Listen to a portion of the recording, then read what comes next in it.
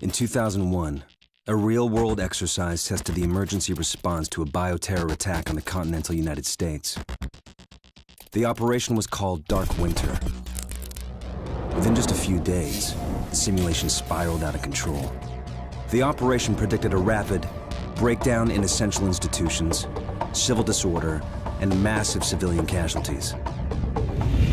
Dark Winter has revealed how vulnerable we've become. Our lifestyle, our security, our safety depends on a delicate and unstable economy. We've created a system so complicated that we no longer understand how to control it. Oil, power, shipping, transport. We live in a complex world.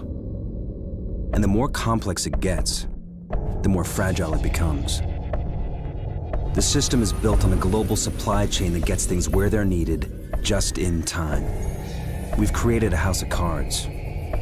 Remove just one, and everything falls apart. And what's fueling this system?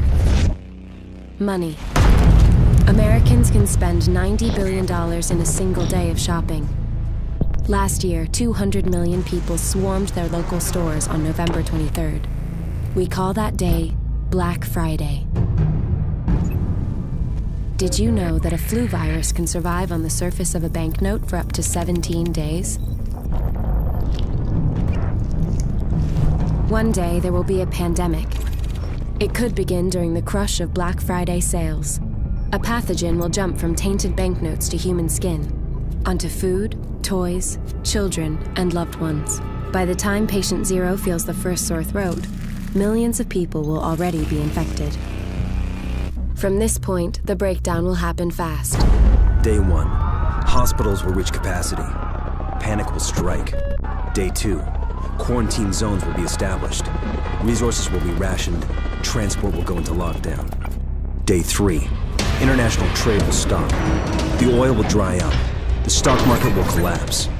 Day 4, the power will fail. The shelves will be empty. The taps will run dry.